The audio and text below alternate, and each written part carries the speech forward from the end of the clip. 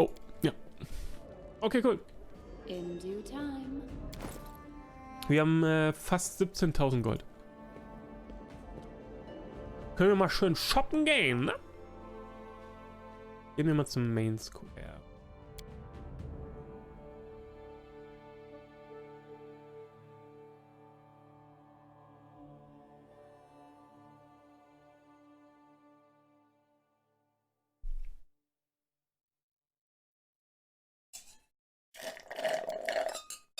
Und ich brauche mal was Neues zu trinken. Leggy Rüstung. Oh, guten Hunger, Quaggy. Guten Hunger. Stärke dich. Stärke dich und ich hole mir mal eben was zu trinken.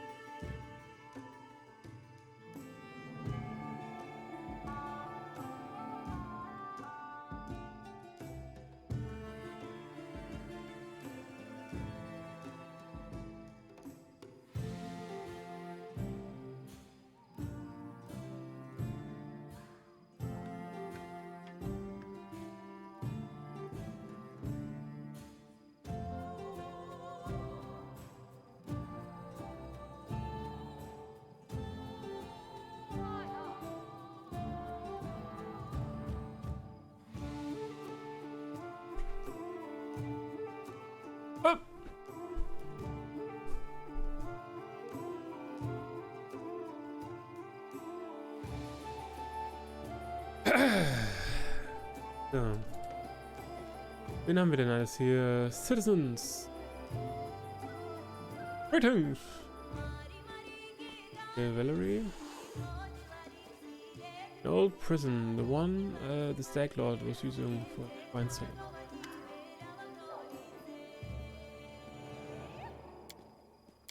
Okay. I'm off.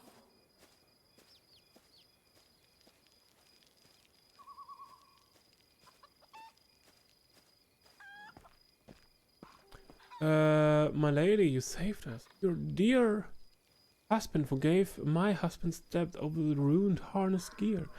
And it was expensive. Had brasses and everything.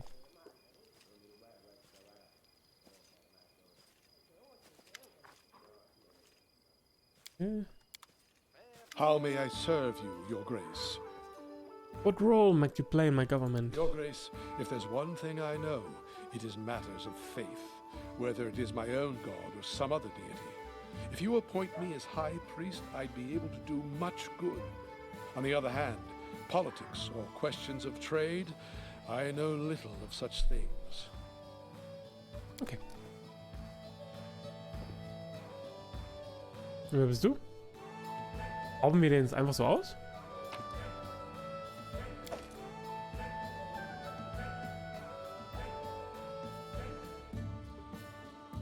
Okay.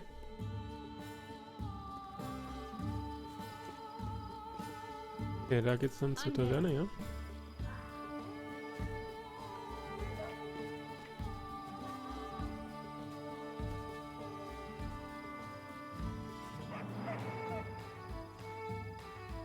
Arsino?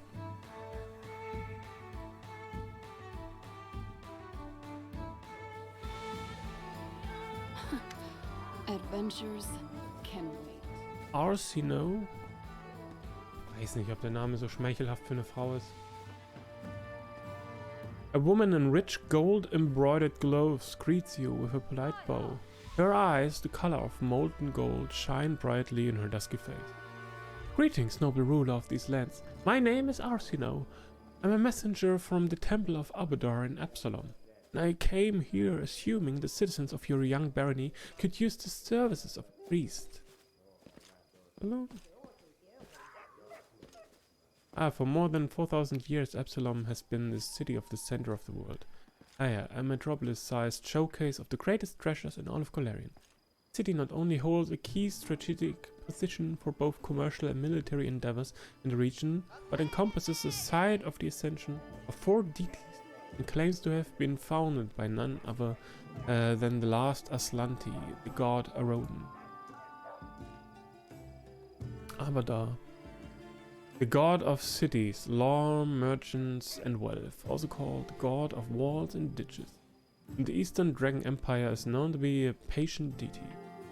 Maintaining a strong neutral stance in his actions, he sets forth to expand civilization and order among peoples of Golarion. Ich habe mein Getränk vergessen.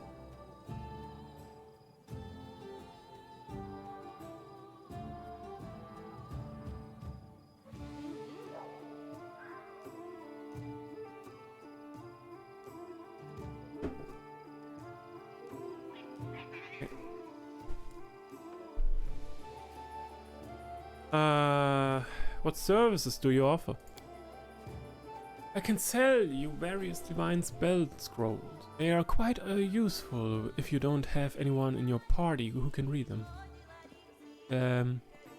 Even if. While you're in this settlement, or indeed any place with a cleric willing to help, you need only open your bag and choose the scroll you wish to cast. I'll be happy to read it for you.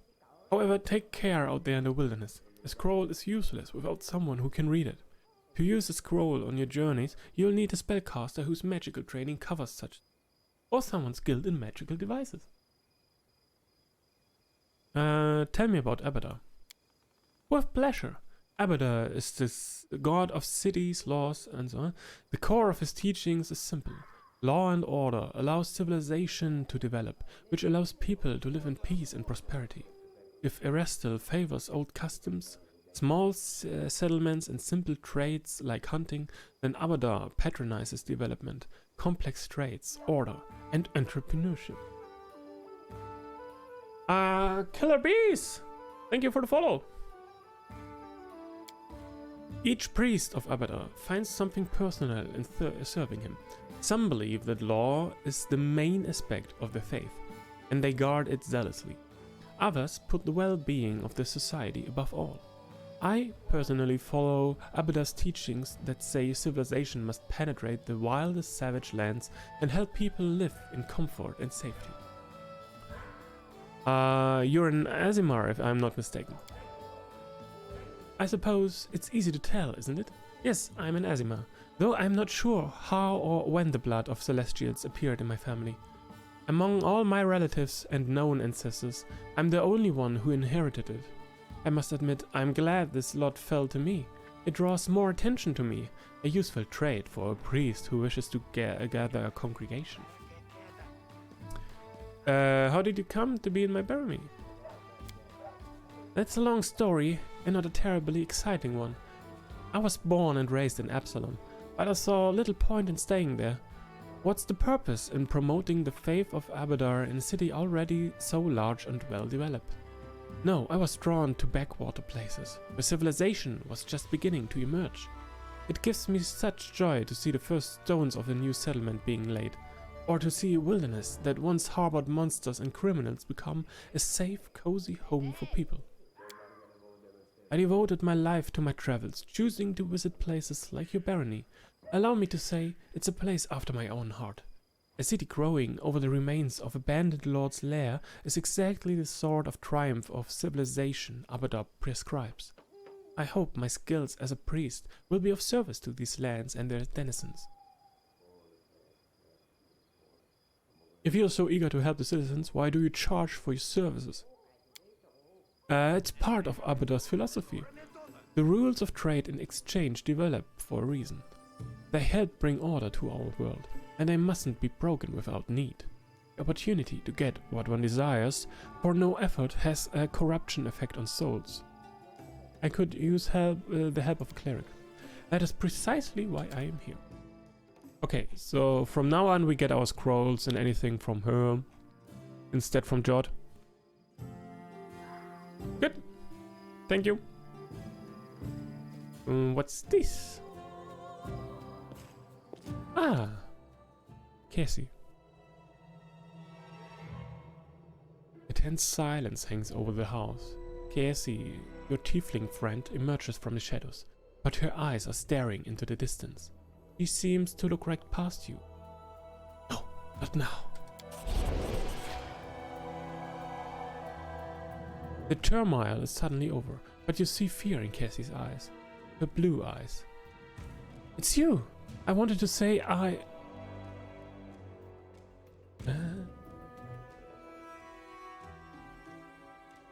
Chaotic good? Please don't be afraid. You can tell me the truth, what's going on. The girl closes her eyes and clenches her fists, obviously in the grip of a strong emotion, but one you cannot read. I knew it couldn't last forever. Why did he even make it this rule, if he knew it would be impossible to keep? She takes a deep breath, opens her eyes, and speaks with firm resolve. Come what may, you should know, Mara, that the person you know by the name of Cassie does not exist. My real name is Kalike, and well, it's a long story, and such stories are better told beside a welcoming fire. Will you hear me out? Fine, let's go. Kalike. The girl rests her head on her arm and stares off into the distance, lost in memory. Stories by the fire, in the desert where I was born, my fondest memory. When the day is done, hosts and guests, parents and children, friends and rivals all gather by the fire under the stars to tell their tales.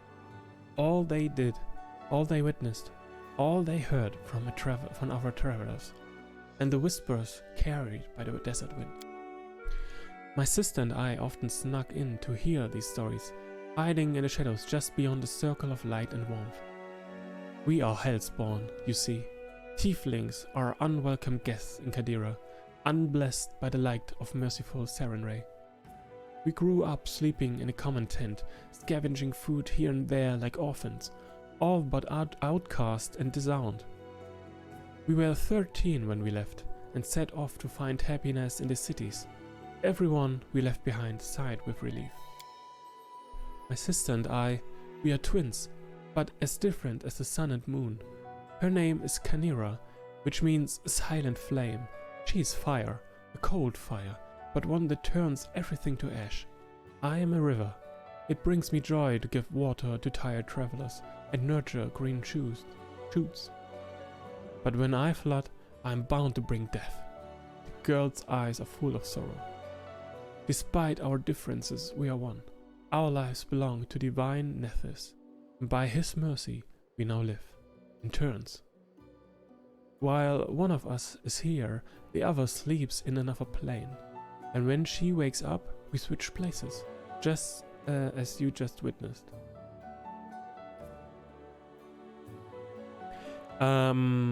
So this is why you didn't remember me when we were talking to Jamandi Aldori. How could I remember you? I'd never met you at the time. It was Kanira.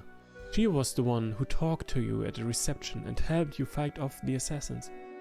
We usually write each other notes, recounting in detail all what happened, and describing any friends that Casey had made. At that time, we switched right in the middle of a mansion engulfed in fire and filled with assassins. Kynera didn't have the time to write any notes. And how is it you began to live in turns? Kalikeen lowers her head. This story, it's one I've never told to anyone before. No one in the whole world. And it's not easy to confide in a stranger. There's too much grief and guilt in it. If you don't mind, I'd rather not go into all the details. You see, my sister died and I couldn't get over it. Kynera was killed by a soul eater, a monster summoned by secret followers of Abaddon's archdemons. Those who summoned him died in the fight, but the beast was too strong for my sister, and I wasn't even there to protect her. Kaliki catches her breath. We just had a fight, and we both did something stupid things just before. But I don't want to talk about that now. When I found out what happened to my sister, I was ready to make a deal with any power, if only I could just get her back. And I found such power. I was contacted by the Arcanothane, the herald of the god Nethys himself. She promised she would return Kynera to life, but on 2 conditions. First, we must both keep the arrangement a secret. Second, we would never be able to meet again. And so our new life began. Now we flee through the world, guarding our secret, always introducing ourselves as Casey to hide that there are 2 of us. And we switch places with each other at random. While one lives, the other sleeps in a dim plane, one created specially for us. But she broke the secret now. She didn't keep it secret. This means she has to die now. Arcanothane. Appearing as a woman-shaped cloud of swirling energy, this creature serves as the herald of Nethys. As a supernatural creature created in a moment of lucidity by an insane, omniscient god, the Arcanothane is often left to her own devices when her master does not need her, and wanders Golarion and the planes searching for new sensations and meaning to her existence and that of the multiverse. And you cannot control these switches? No, we can't. They happen at random, most often while we are sleeping, but sometimes in broad daylight. That's why we can never stay in one place for long. When someone's witnesses are switched, we usually tell them tales of special magical way of traveling. But people start noticing strange things and begin to figure things out. Truth be told, I'm so tired of having to pretend. We knew this couldn't last forever, and now the truth is finally out. And what's the point in all of this? Yep.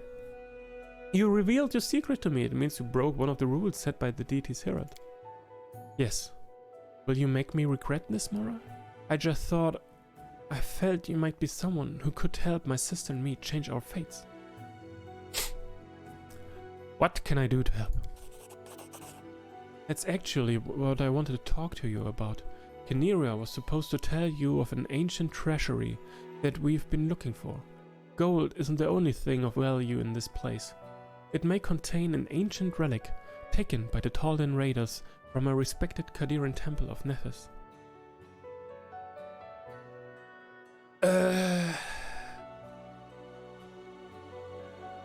The mighty empire of Taldor once stretched from the Arcadian Ocean to the border of the Padishah Empire of Kalesh. Aroden himself was set to walk among the people of Taldor, and his religion, shining beacon unto the world, radiated outward from Taldor's gilded capital, Opara.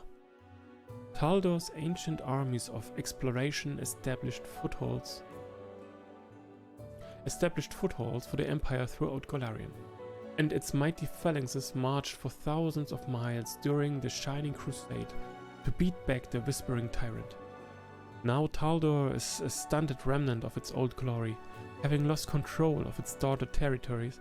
It is almost ignored by the powerful countries of the day, which assume it will continue its slow decline for at least another century. It's an unusual relic called the Disk of the Eclipse. I once heard a beautiful story that it was created from the shadow that hides the sun and the moon. I don't think that could be the truth. Nephis is the god of magic, and who was once a mortal wizard, and relics from his temple are usually very powerful. There are many among his followers who think that solving the mysteries of magic, even rivaling their deity, is the best way to serve him. One such follower created the disc long ago in the distant past.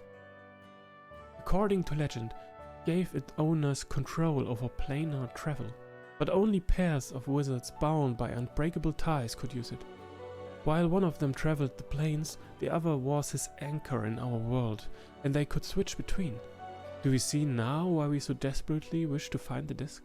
It might help us understand how the switch between me and Khaenri'ah works, and it should make our divine patron happy. Nephis and his assistants value the desire to understand the mysteries of magic above all else. How did this disc come to be in the Stolen Lands? It was brought here by Taldans from the 5th Army of Exploration. Taldor and Khaenri'ah were enemies for ages. Thousands of years ago, a soldier broke into the temple of Nephis and stole the relic to sell it or secretly hoard it as an heirloom.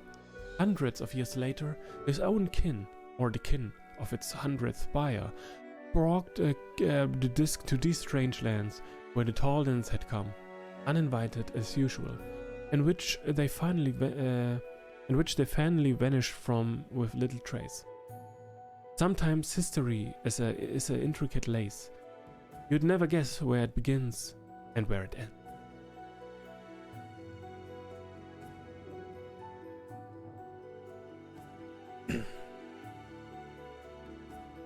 Tell me about the location of the treasury. It was called Sorrowflow in the chronicle we read. It was once a Taldan town, founded by the veterans of the 5th Army of Exploration.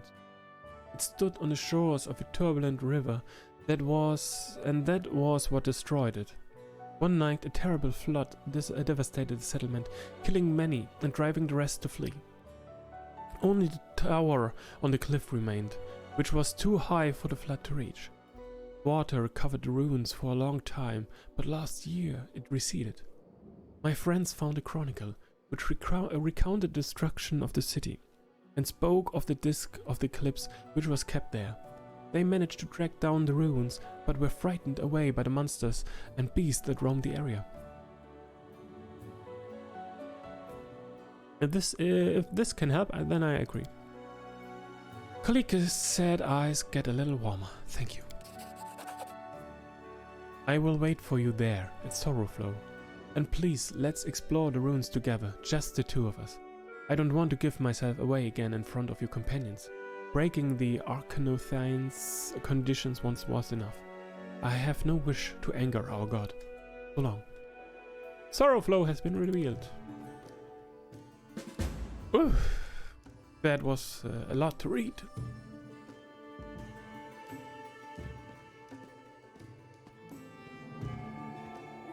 Locked. What could be in there?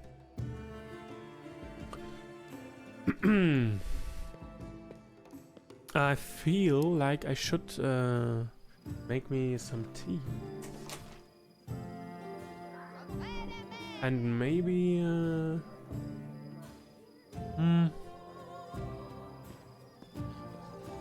yeah, I think I will not stream for that much longer. Don't want to strain my voice too much. Greetings, Baroness. Let me rob you, please.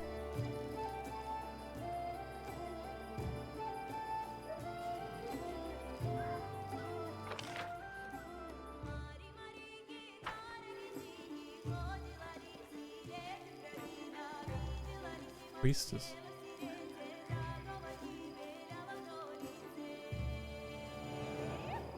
Nope. I do what I must.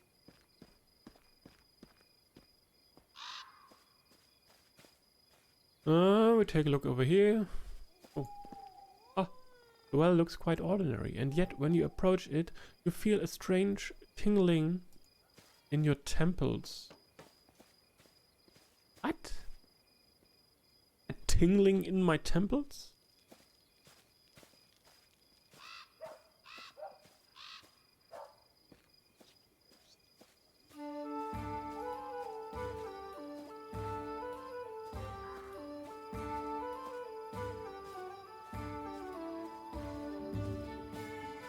In den Schläfen.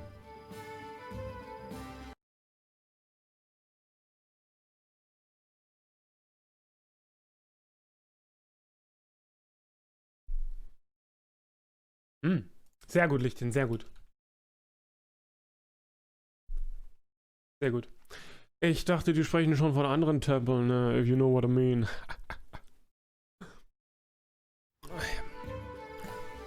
Okay.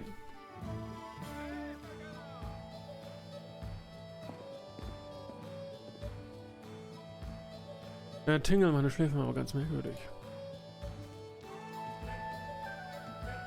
So. Follow if you dare. There was supposed to be a vendor right here. Pasuf. You see a dark-skinned, wiry man with a weather-beaten face and a happy smile on his face. He's dressed luxuriously, and his dark hair and neat mustache are exquisitely coiffed. The man bows to you, spreading his arms a little. Pasuf from Absalom is happy to welcome you, your grace. Come, take a look at the best wares we traveling merchants have to offer. Please come, take a look. Tell me about yourself. My pleasure, your grace. The merchant smoothes his mustache and commences his story with an air of importance, speaking in a sonorous voice, gesturing wildly. Pasuf's family was not rich, and he, as many in Absalom, had to start from the very bottom. As a child, while his peers chased pigeons and stole apples at the market, he worked at the tannery. Oh, I can still smell this disgusting stench. The man pulls out a heavily perfumed handkerchief, waves it. Well, the young apprentice worked hard, saved every coin, and soon managed to purchase that tannery from his former master. Then, as soon as he had enough money, he opened his own trading agency. After 10 years, countless deals and many tours in his caravan, Pasuf was one of the most successful merchants in Absalom, thus writing his name indelibly in the history of the great city.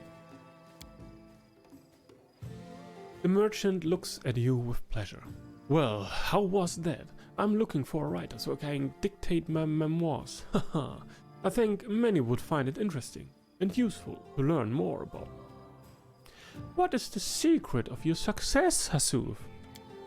There is no secret. Perseverance, strength of character, attention to detail, the gift of persuasion, charm. All this, among many other things, are key to success in my profession. But if I did have a secret, who would I be to share it with anyone? The merchant laughs merrily, his hands rubbing his sides. Why did you leave Absalom, the center of global trade, for some young barony in the Stolen Lands? Ha ha ha! This is a long story. I don't think your grace would be interested. Come on! Come, tell me why you left Absalom. I insist. The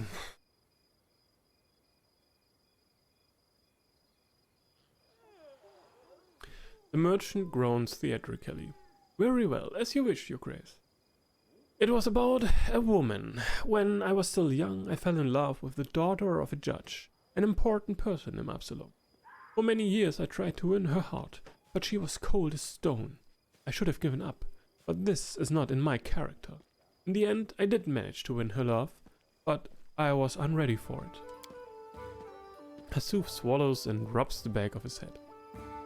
As Abadar is my witness, the flames of hell burn inside this woman. I could not live with her even for 6 months. Tenderness and passion one day, screaming and scandal the next. Sometimes she would break into my office during business meetings to make a jealous scene, and sometimes pulled me by my collar from the finest taverns in town. I couldn't sleep. I was nervous all the time, and it started to affect my business. I realized there was nothing else to do but run. Leaving her and remaining in the city would be impossible, even in such a city as Absalom. I decided never to return, and I still fear that wildcat of a woman will follow my trail. Suf stops talking and stares into space without blinking. Although sometimes after a couple of jars of wine I still remember her. Perhaps it was I who unleashed this tornado in her. If somehow I'd behave differently. Let's see what you have. Oh, bag of holding 25,000? 25,000! Build points.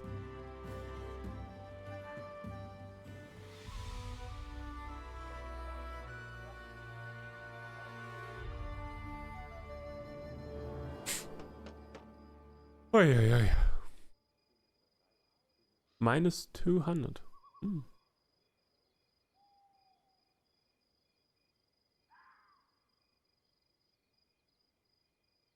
Additional 200. Nice.